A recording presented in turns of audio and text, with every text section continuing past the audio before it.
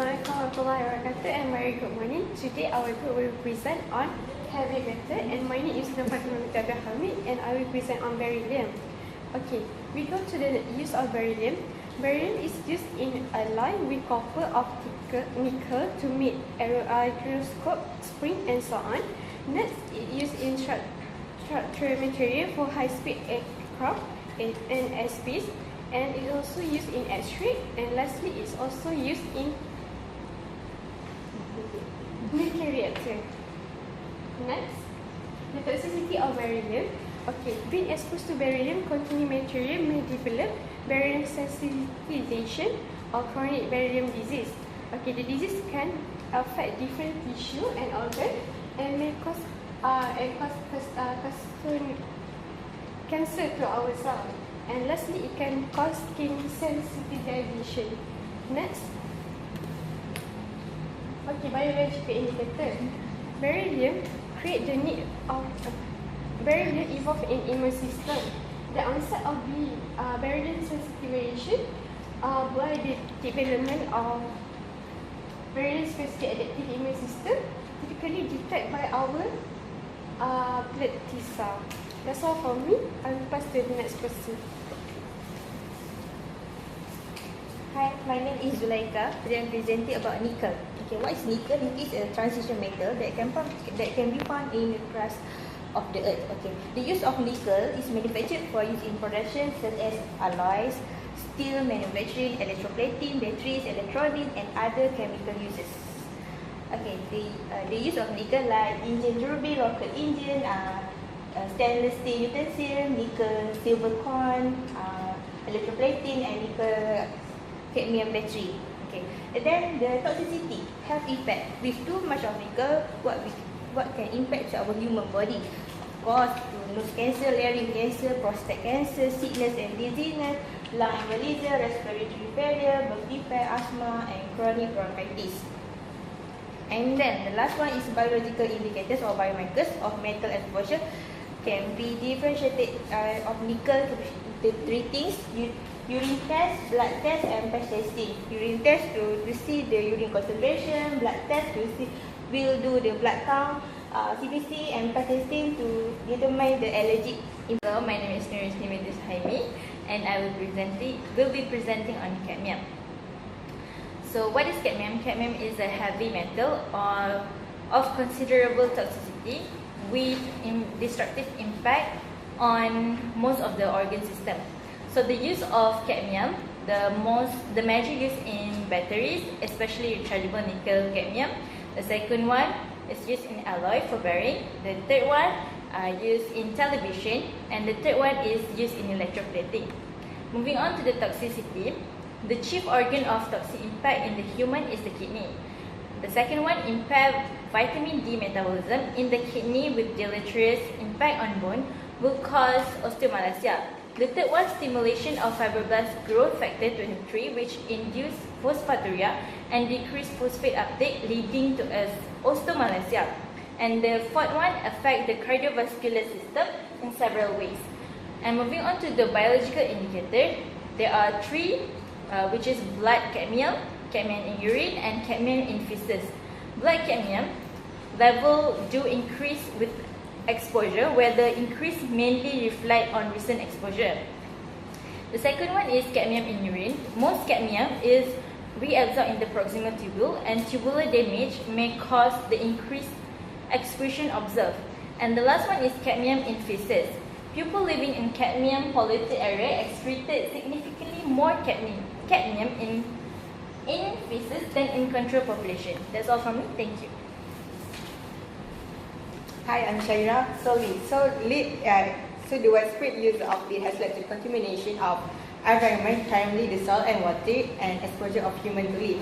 So among the uses of lead is used as the manufacture of lead acid storage batteries, paint and covering on some wires and cable, and ammunition as production of bullets.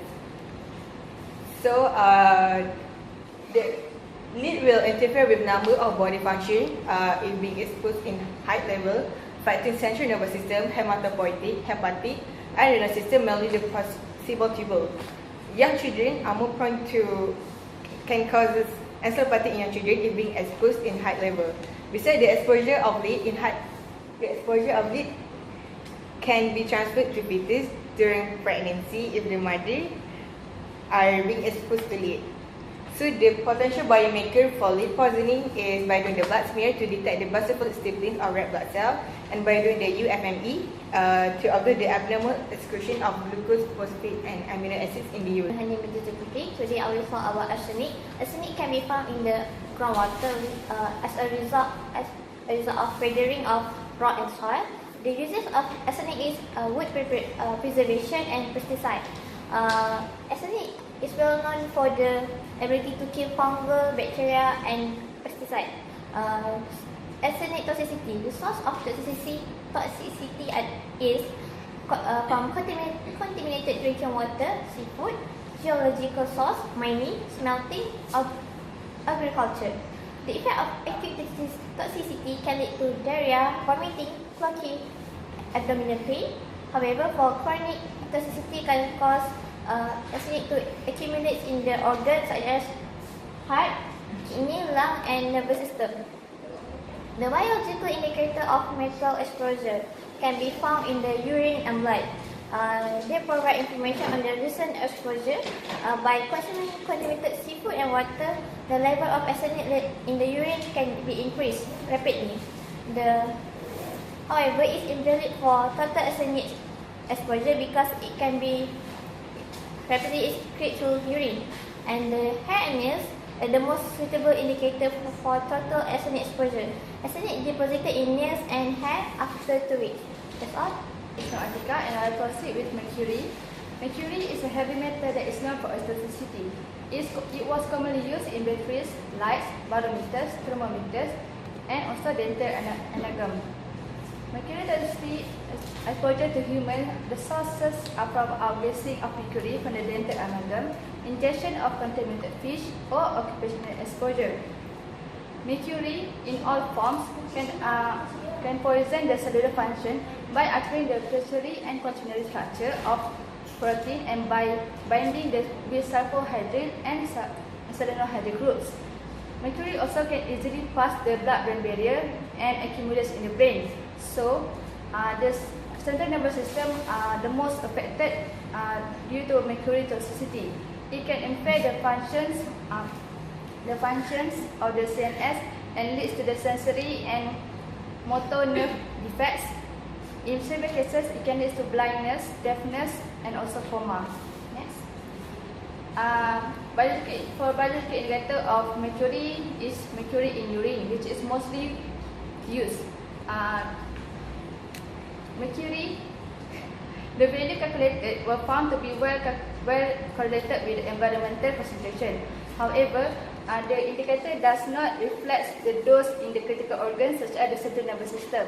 Currently, the biological exposure index for mercury in urine is 50 microgram per liter as stated by US Federal. Thank you, that's all from me. I'll move on with chromium. So as you can see, the uses of chromium, there are 4 uses of chromium. First of all, it is used for hardening of steel such as stainless steel. And then following by chromium plating, which is used for plating of car. Leather tanning, however, is toxic, therefore is replaced with vegetable tanning. And also there is chromium pigmentation for yellow, green and orange color. So moving on to toxicity. The site of exposure is when chromium 3 is actually not absorbed in any route. However, the toxicity only increases when there is chromium 6 form, which is easily absorbed through respiration, gastrointestinal tract and intact of skin. Mechanism of action is when chromium 6 is severe toxicity if it's taken nearby target cells, regarding reducing in hydrogen peroxide and glutathione to form reactive intermediates that affect DNA, plasma or cell functions, which eventually leads to lung defect, heart defect, stomach defect, intestinal defect and skin defects. Moving on to biological indicator or biological markers. So chromium 3 is actually essential elements in our body and can be found in the blood. However, exceeding a certain amount can be toxic. So all this toxicity can be found in blood, urine, expired air, hair and nails for individuals who are highly exposed to it. So in general population, in terms of serum, It's between 0.10 to 0.16 microgram, and in urine it's usually 0.22 microgram per liter.